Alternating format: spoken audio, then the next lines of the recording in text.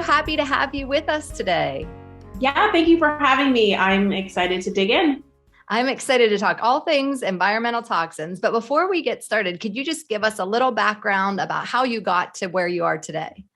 I was the nerdy kid in high school and college that was like food obsessed. Like I was super interested in food and cooking and healthy eating and nutrition. And at the time I was, vegetarian and then vegan, and I'm neither of those things now, but that's really what pulled me into this world of learning about food and nutrition and wellness.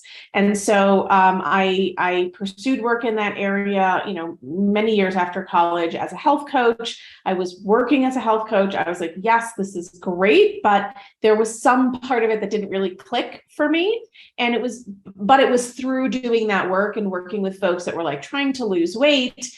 And most of my clients had success. They lost weight. They felt great. But I had like one or two that they were doing everything that I was recommending and nothing changed for them at all.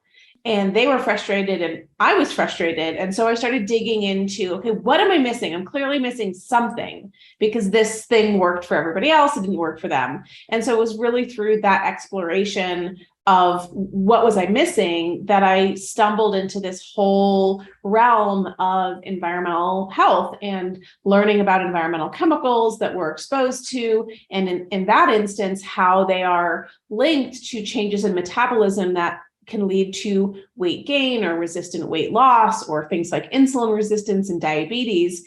And that just like completely blew my mind. And I became obsessed with learning about this side of the wellness conversation. This was 13, 14 years ago. And so at that time, there was very few people in the health and wellness community that were talking about toxicant exposures. And so I spent a couple of years like really digging into the literature and talking to scientists and experts in the field so that I made sure that I understood what actually was happening here. Started teaching my colleagues in 2012, and I have been teaching ever since. And I'm still just as obsessed with this conversation now as I was back then.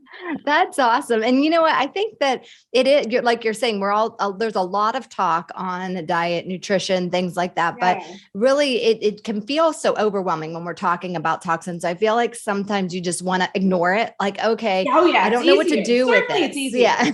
Yeah. So I'm not sure what to do. So we'll just like ignore it and move on and not really address it. So I think like dealing with it head on. I do remember years and years, probably 15 or more years ago, I read a book called Toxic Sandbox, and it was, I'll really opened my eyes for the first time and I do remember at that point feeling like, okay, I'm going to do some of these changes, but I'm not really like, it's almost too much. It felt overwhelming to me. So I can relate to some of that feeling, but it's there. So we have to address it. It is. And I think, I think because it's a quote unquote invisible, right, toxin, like you can't see these toxic exposures. The effect of exposure is not immediate. It's not an acute exposure. It's not an acute symptom. I mean, certainly those things can happen. And the challenge is that most people, the average person, if you say like, oh, what do you think of when you think of toxic chemical? They might think of something in a factory or an oil spill. They might think of something that is going to require a phone call to poison control or a trip to the emergency room. And like, yes, those incidences exist, but that's actually not what we're talking about here. And it's so easy, it can be so easy to kind of sweep this stuff under the rug because the effect of these exposures may not manifest in symptoms for decades. And then they might be manifesting in symptoms that get confused with something else, right? Oh, I just have an autoimmune disease. It's not these toxic exposures, but most people wouldn't connect the dots that those toxic exposures might be related back to that autoimmune condition, as an example. So it's easy because it's abstract. Mm-hmm. Yes. Right? It's easy for us to be like, oh, whatever. Yeah, I've been using these products my whole life and I'm fine. Mm-hmm. That's the saying that people say. But let's dissect what we mean by fine. Yeah, Because most people are not actually fine. Yes. Most people are dealing with one or multiple chronic health issues. And so our definition of fine is really bad. Yes, I see that with lab work too. We're like, oh, your lab work is normal, but it's really not optimal. There's a huge difference between optimal and fine or normal. Right. And, oftentimes people have lived with whatever their health issue is for so long that it is normal for them. Right. That's true. It's not. And so they can't kind of think beyond like, oh, I remember when I didn't have to deal with this. And so it's just, it's that abstractness of this environmental chemical exposure conversation does make it easy for people to dismiss it or say, I'm not going to worry about it because it doesn't seem to be directly affecting me. But the reality is the research tells us otherwise. Yes. Can we dive in a little bit to what are environmental toxins and kind of the ways they affect us? Yeah. So, I think, like I said earlier, a lot of people are going to be thinking of things like, factory pollution, oil spills, air pollution, things like that. Those are environmental toxins. Or toxicants, chemicals, compounds in the environment that can have a negative effect on humans, wildlife, the environment in general. Those are all things that are hard for us as individual people to change. Like if there is an oil spill, I, as a one person, can't fix that. I have no control over that. The other side of the environmental toxin conversation are the toxin or toxicant exposures that we are exposed to every single day just by living our normal everyday lives through washing our hair, brushing our teeth, putting on makeup or deodorant, cooking our breakfast, reheating our breakfast, taking our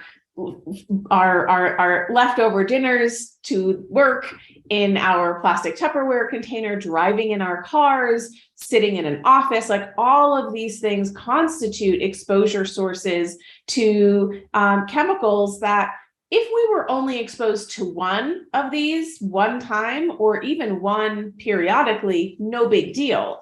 But we are exposed to dozens, if not hundreds, of these low levels of these chemicals every single day throughout the entirety of our lives. And that's really what we're talking about, or at least that's the focus of my work, is talking about what are those chronic low-level exposures to environmental toxicants that we're getting, and how can we start to minimize or reduce those exposures in as many places as possible so that we can minimize their presence in our body, their duration of time in our body, and the burden that they are putting on our bodies.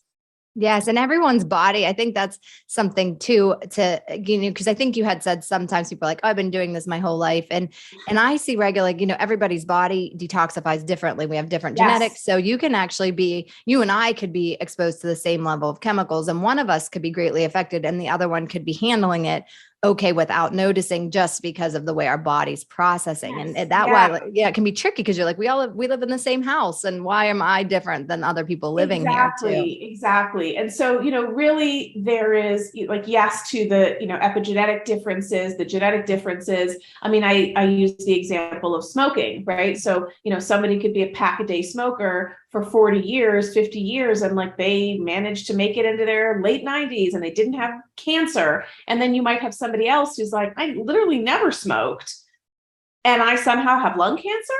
And so a lot of that can be genetics, it can be epigenetics, it can be, your nutritional status. All of these other factors factor into how and whether disease or symptoms manifest. And it's also down to that, going back to the genetics, what is somebody's weak link in their sort of health, situation? Does somebody have a hormone-driven cancer?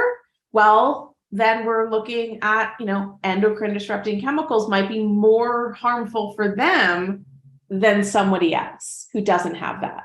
So That's a good point, because Yeah. everybody has that different, everyone is different and has those different links where you need to be careful, maybe genetically more so in one way or area or another based on your own genetics. Yeah, Yeah. I mean, people often ask me, like, what's the worst toxic chemical to be exposed to? And my answer is always like, well, it depends. Like, I don't know your situation. What's the worst one for you to be exposed to? I don't know. Do you have thyroid disease? Well, if that's the case, well, then I'm looking at the specific class of chemicals that I know directly affect thyroid function. Mm-hmm. Right? So like for you, that might be the worst one. For somebody else who's pregnant or trying to get pregnant, well, there's a different perspective, a different lens to look at what the quote unquote worst is. Yes. Yeah. And what are some other chronic health conditions where toxic exposures play a role? Oh, I mean, there's, the reality is there's no organ system that's not affected by toxic exposures, which just means that these health conditions can really run the gamut. I mean, everything from sort of the more seemingly superficial, like allergies, eczema, asthma, brain fog, things like that, to cardiovascular disease, obesity, diabetes, cancers, things like lymphoma, fertility issues, developmental issues. It really runs the gamut: neurodevelopmental issues, neurodegenerative issues, Alzheimer's, dementia, Parkinson's. So there really is, it's all of them. Everywhere. It's all encompassing. It's really all yes. of them. And, the toxic exposure might not be the thing that causes it, whatever Yes. that condition is, right? Like, these health issues don't manifest in a vacuum, Mm-hmm. right? Like there's things that sort of converge to, the perfect storm that, cancer doesn't just happen, it develops. Mm-hmm. And so some of these exposures can be causative. There is some research that's like, yep, these ones are directly linked to causing this issue. In other cases, they might just contribute to, a condition that already exists, or, by worsening it or worsening symptoms, or just kind of jumping on the dog pile. Yes. Yeah. Right? And yes. And so that, I think it's always a good, I would say, so I'm in functional medicine, and when I'm practicing, we always say root cause. So we're looking for what I feel is that it's almost like a puzzle. There's generally multiple root causes. Oh, and that's what I hear you saying. Like yes. it's putting those puzzle pieces together, really, of like, who are you and what are all of the factors that are affecting your health to get to where you are right now. Yeah. And I think this is a core reason why I think, conventional medicine tends to fail people that have really complicated health histories and health challenges, because they don't have the framework to look at all of those different facets of your life, right? Like to look at like, hey, how is stress contributing? How's your environment contributing? And so this is really where functional and integrative approaches, especially ones that like you have more time with the individual to get into lifestyle changes, I think is so important and so necessary, because there's not like a pill you can take that's going to like block environmental toxin exposures or effects. It's everyday lifestyle changes that we have to move towards to make an impact on those exposures.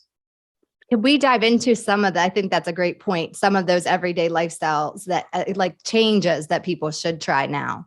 Yeah. So, I think that the way that I like to frame this conversation and kind of people moving through like, okay, I'm going to take a couple steps to start reducing my exposure, is to look first through the lens of what is free and what is easy. And I do that very intentionally because, just like you said earlier, this is an overwhelming topic.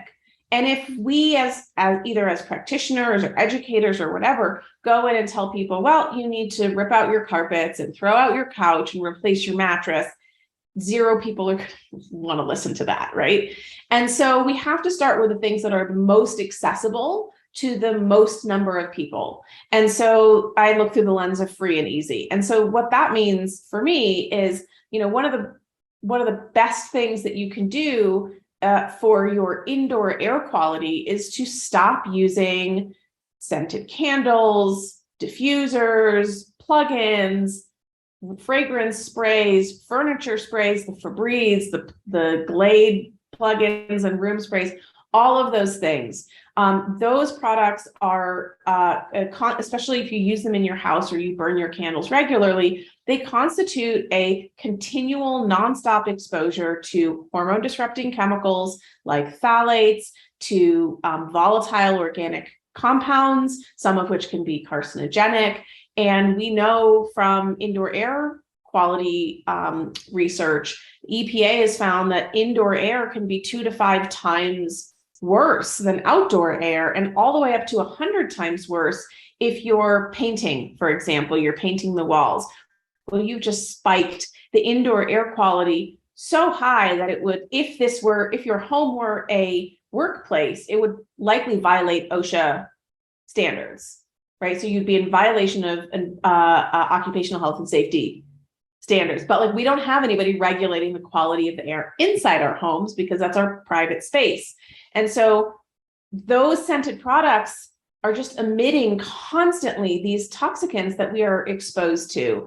And they don't just disappear into the environment, they stay in our air. Some of them will stick to our walls, they'll stick to our furniture. If you've ever moved into a house where somebody, either was a smoker or was, used a lot of fragrances, good luck getting those fragrances out. You actually have to wash the walls because those semi-volatile organic compounds or sticky volatile organic compounds have stuck to all the surfaces, right? So we want to, and then they settle in our house dust, right? We're exposed to these chemicals through the dust in our homes. So the number one thing I say is just stop buying those products. They are frankly unnecessary. Yes, I understand people love a cozy smell. They want their house to smell nice. We want to make sure people aren't masking odors like mold, right? That might be coming from a musty smell in the house, because that needs to be dealt with separately. Yes. So that's sort of number one, is like clear the air. And then to kind of piggyback on that is to open your windows. Mm-hmm. Like, we want to let these chemicals out in and have good air exchange. So that means good fresh air coming in that helps dilute the amount of chemicals that are in the air trapped inside our homes. We're moving into winter and people tend to not open their windows because they're trying to save money on heating costs. I encourage folks to open your windows at least 10 minutes a day to just air the place out. Then you can close it up. But I think these are really simple interventions to help, clean our air. We're breathing constantly nonstop. Like, we're eating a few times a day, but we're breathing always, yes. Right? And so cleaning our air and our air quality, making sure our air quality is good, I think is really important. And those are not only free, but like can save you money in the long run if you're just not spending your money on these products. Yeah, those are great points that I have. It's interesting because I have an air filter. I have air filters, and my air filters will change based on, like, they change on their own based on the air quality. And so there'll be things that happen in my house. Like, my husband will overcook. So, he has a tendency to leave things on too long, and you could hear the air, like the air filters will actually turn on, like sensing even before anything's burned. And it really is like, sometimes when it turns on, I'm like, oh wow, what's going, I like hear it and I think about what's going on in the house. So it's showing that you might be, exactly what you're saying. Like, you're not even noticing that the quality of the air is poor, but there's things that are happening around you that are causing that. And, a good sort of another one of these sort of free interventions, it certainly isn't accessible to like 100% of people, is if you are cooking and you have a gas stove, always use the vent hood, presuming that your hood vents outside, which they should, but they don't always.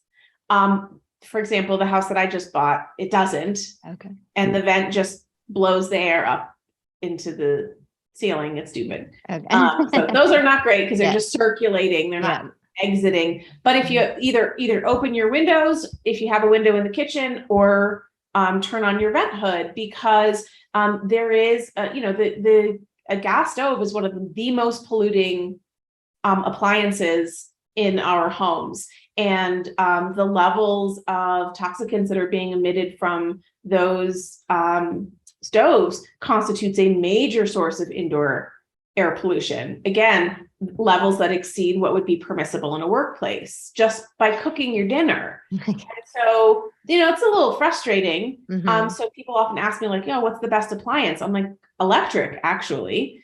And I could probably talk for an hour on kitchens and gas stoves on its own, but that's one of those things where it's like, turn on your vent and open the windows. And if you have an air filter and you do that, you might notice that it doesn't kick on quite as fast. Okay. Right. I have to check that. Yes. Because it's not needing to kick on as fast. Yes. Yeah. Cause it is, it's just so interesting whenever it kicks up, kicks up. I do remember when we first got it, I was saying like, oh, we're going to get air filters. And my husband was saying like, oh, we have this on our furnace. We don't need this. And I'm like, yes, I'm getting them. And the first time I changed that filter, I brought him in the room and I was like, look at look at everything that's in here, in addition, that because we think a lot of times like, oh, our furnaces has a filter, it's doing its job, but there's so many pollutants in the air every day. Yeah. And it's also, like I said, dust, right? So that first, what you can see in the air filter is dust, right? And so that's going to be your sort of your pre-filter that's going to catch big things, and your HEPA filter, if you have that in your unit. But house dust, as absolutely boring as that topic is, right?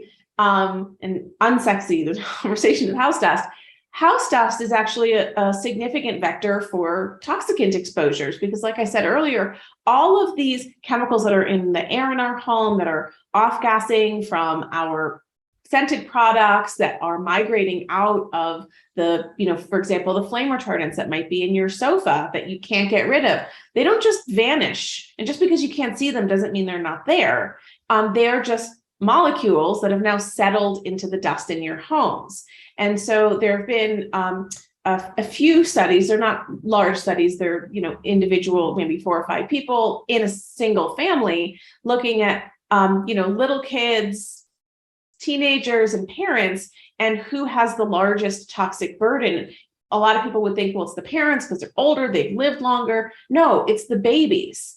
It's the youngest children that actually have the highest body burden of these toxic exposures because, well, there's a couple of reasons. One, they breathe more air, they pound for pound, they breathe more air, they drink more water, they have more skin than an adult.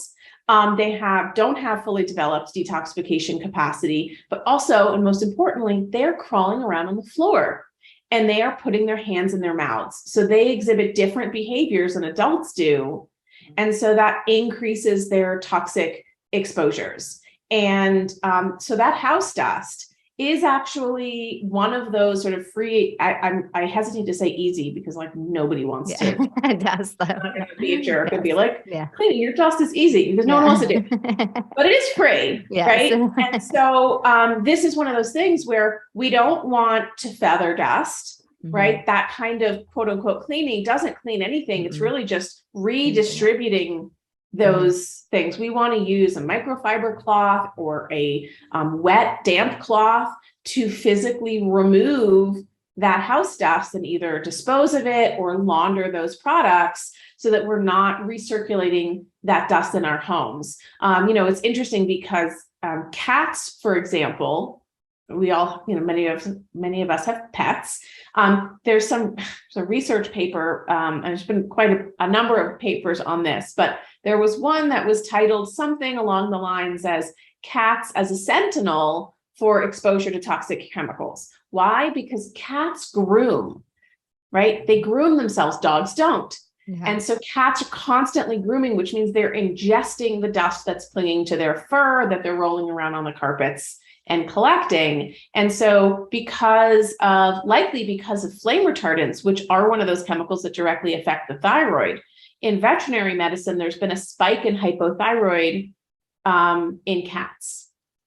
That's interesting. Yes. Yeah. And so it's just an example that like, just because you can't see these chemicals does not mean that they're not affecting us. And so, stop using the scented candles, open your windows and take care of that house dust, because that's, it doesn't seem like that's a very like sexy intervention, but these are interventions that can work.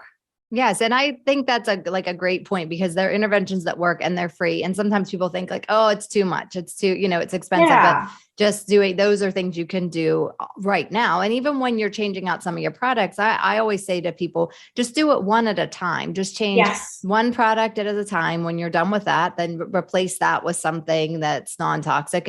And really, it doesn't have to be this like, oh my gosh, I have to run out and do everything today. You can just kind of Exactly. do it over time so that you keep things up. Yeah, absolutely. And I always tell people, like, as I use myself as an example, I was 6 or 7 years into doing this work before I spent the money to buy a non-toxic mattress because they're expensive and I couldn't afford it. And I was like, well, let me do everything else. And then that's the thing that I'm going to be working towards. That's next on my list. So this is not something that we just, burn our houses down, walk away and start from scratch. Like, we're not asking anybody to do that. And I make the same recommendation, like, use what you have. And when it's empty, switch it to something that's better. And it doesn't also have to be perfect. I think in this, as people start learning about toxic exposures and the potential health implications and reading how exposures might be linked to their own health challenges.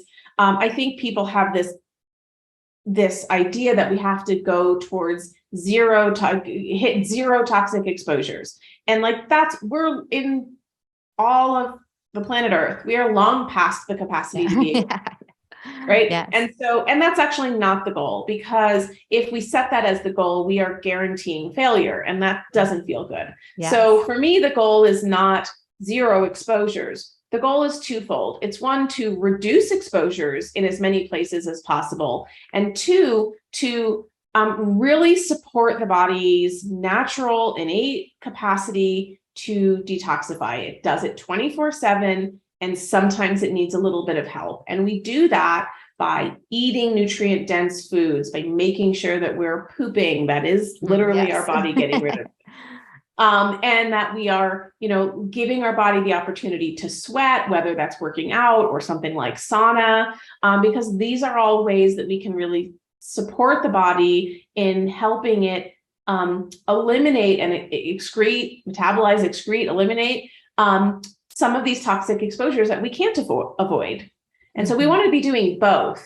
We want to optimize our health and nutrition and detoxification capacity, and we want to minimize toxic exposures. And I really have seen not only in some of the clients that I've worked with, my clients are mostly practitioners, but heard back from them that, like, yes, this is the combo that's the most effective for my clients or my patients. Is we can't just do one, we have to do both. Yeah, because if you like you're saying, you can't totally eliminate it. So there's going to be some exposure. So we need to make sure that our bodies can detoxify what we're exposed to, but reducing that load so our bodies don't have to work quite as hard too. Yeah. And there's certainly some toxic exposures that, like, unfortunately, will probably never be able to get rid of in our bodies because they're highly persistent or they're bound up in bones. So lead, for example, gets stored in our bones, and we can't, do a juice cleanse and get that out. Like, that's not how that works. Yes. And so, sometimes the best we can do is not continue to add to the burden. And that's a good point that you just brought up, because lead is stored in the bones. And so women, particularly as they age and your bone density changes, you can actually be getting these toxic exposures that you picked up as a child, that you're releasing toxins now, in your 40s or 50s, your 60s. And so that's where I think it can be very confusing for people too, because they're not getting that exposure now. It's past exposure. Absolutely. And the same thing is true for women who are pregnant, right? Like, when their body is trying to build a new skeleton, and some of those, minerals that are getting pulled from her bones, is mobilizing some of that lead. And, so it's the same thing with fat soluble toxins. Like, unfortunately, we all have fat soluble toxins in our bodies. Some people have more than others, but unfortunately, and I don't love sharing this because it can be scary for people to hear, but the fastest way for a woman to lower her body burden of fat soluble toxins is to breastfeed. And breastfeeding is still better, even given that, right? Like, it is still important, even given that, like, we already know there's tremendous benefit to doing that. And, it's a yes and. Yes. And so, and even with weight loss, right? Like this is the topic that really kind of kickstarted my interest in this space. Yeah, is, there have been a couple of studies that looking at the blood levels and sort of urine levels of toxicants for individuals who've undergone gastric bypass. And in gastric bypass, after gastric bypass surgery, whether it's a bypass or a lap band or whatever is the procedure, caloric intake is dramatically pulled back, right? This is weight loss bariatric surgeries. And so when the caloric intake is restricted so significantly, the body starts turning to that fat storage as a source of energy, right? Like it's burning off all that stored fat. That's the mechanism for how bariatric surgeries helps people. Yeah. And when your body's breaking down all of that fat, it's also releasing all of those fat soluble toxins that might have been stored there for decades. And so what happens is twofold. One, at least one of these studies that I had read, this was years ago, found that there was like, hundreds of percentage spike, an increase in these toxins that we're releasing because of all this fat that was being these toxins that were mobilizing from the fat. And then the second thing is they all got sick. I mean, if they're releasing, like their skin is sallow, their hair falls out, like they don't have good energy. And it's like their body is struggling because decades worth of toxicants that have been stored in that fat have just dumped into the body, and the liver is like, whoa, wait, what? Yes. I have to deal with this. And so, again, it's an example of like, we have toxins that are sometimes harder to get rid of, and sometimes we have to be careful about how we get rid of them. Yes. And really anyone who's having dramatic weight loss should always be supporting detox pathways. Cause I think that's you see that often where that is a common release when you think like, oh, you're losing this weight, but you're also releasing that toxic burden. And so let's dive into a little bit of the connection between toxic exposures and weight gain. Then. Yes. So that's really interesting to me. And it's just interesting in general. So I think one of the biggest culprits here in terms of sort of metabolic issues, weight issues, are endocrine disrupting chemicals.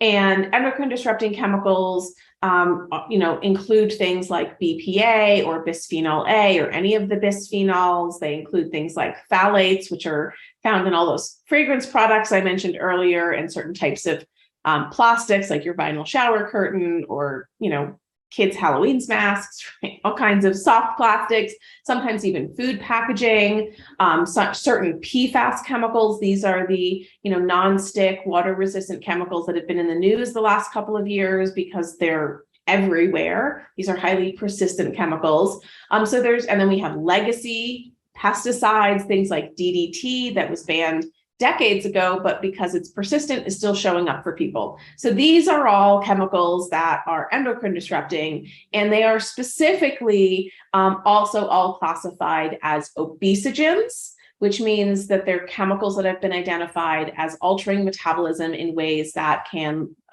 lead to obesity.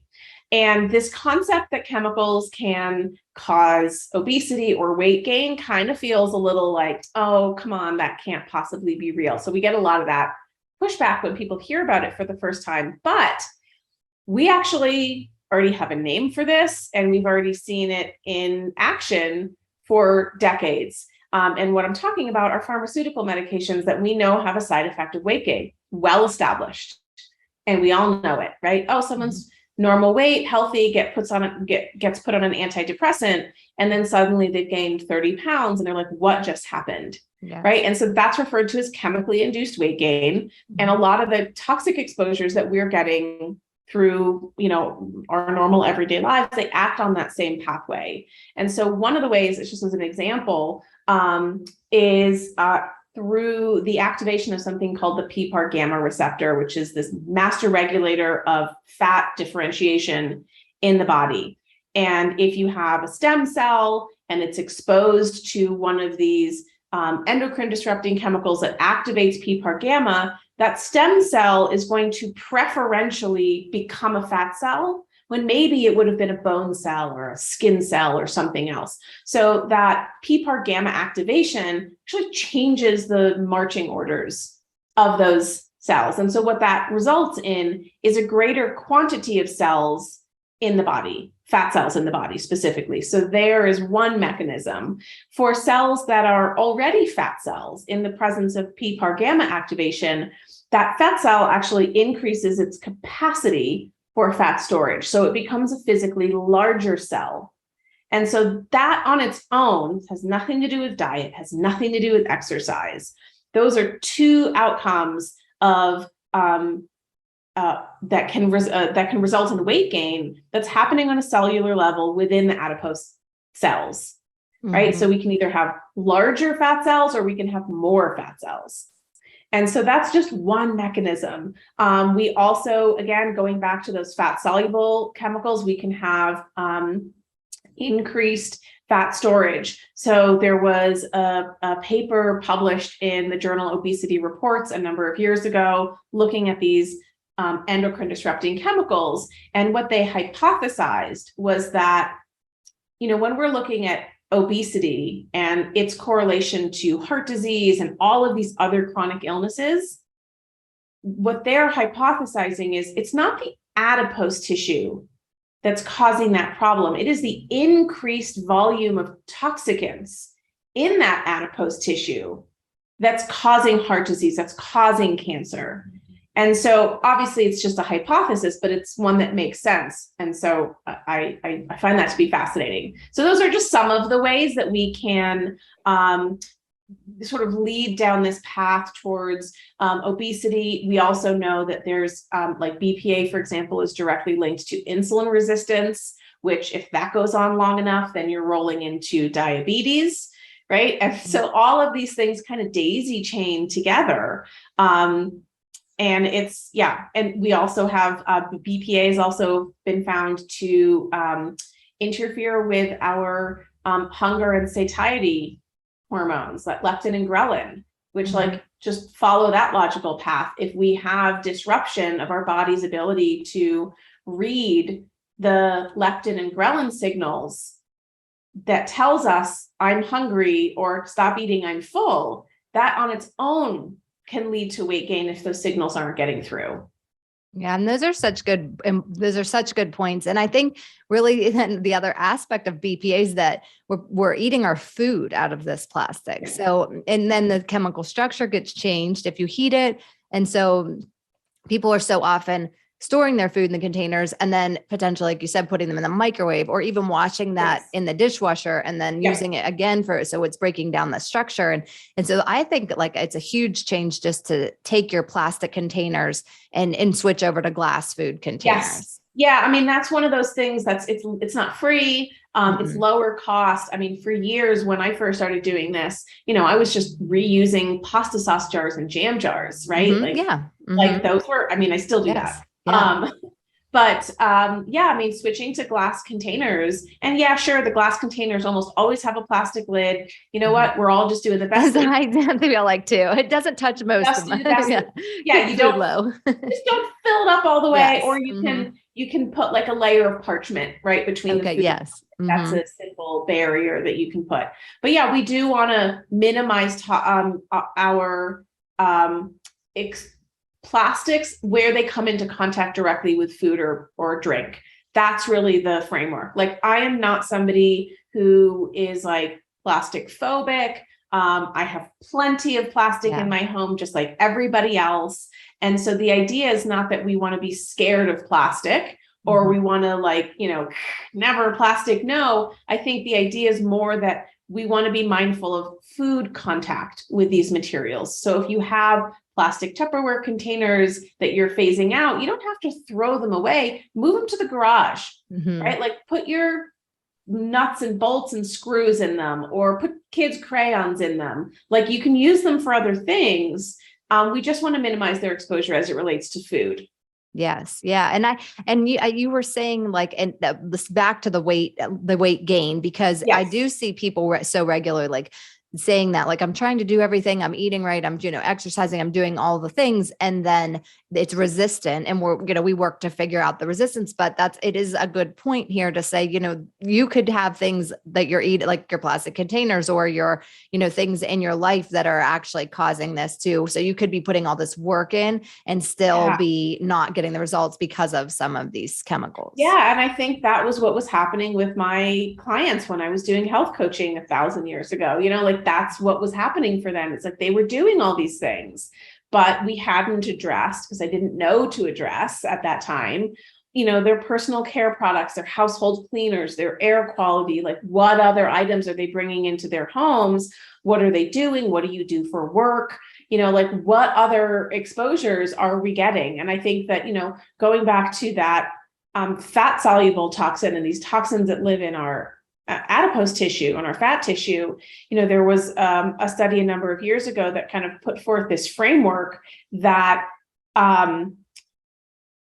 that mechanism where fat soluble toxins get stored in our adipose tissue might actually serve as a defense mechanism, as a protective mechanism, because if those toxins are stored in your adipose tissue, it means that they're not free circulating through your blood. It's not going into your heart. It's not going to your brain. And so it might serve as a protective mechanism. However, it's not a fail-safe mechanism, because there's downstream consequences to that as well. But it makes sense. And what we've seen is that, if you are, so for somebody, going back to that weight loss conversation, if you're losing weight and your body's, really breaking down all that adipose tissue as a source of energy, and then it's metabolizing, all the things that it's doing in the liver. Well, fat soluble toxins aren't a source of energy. And so they're not going to get necessarily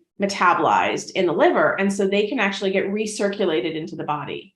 Right. So enterohepatic recirculation, those are going to get recycled back into the body. And so that means that now those toxins are going, pardon my French, shit, I don't know where to go. And so the body yo-yos and goes, we don't have enough fat to store this in.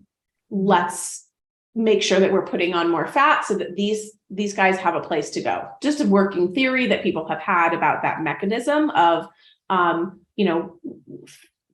toxicants needing a place to sit, and the body desperately trying to find a safer place for them to sit. And so, this might be part of what is behind that weight loss, weight gain, weight loss, weight gain, weight loss, weight gain that people experience, where they're yo-yoing.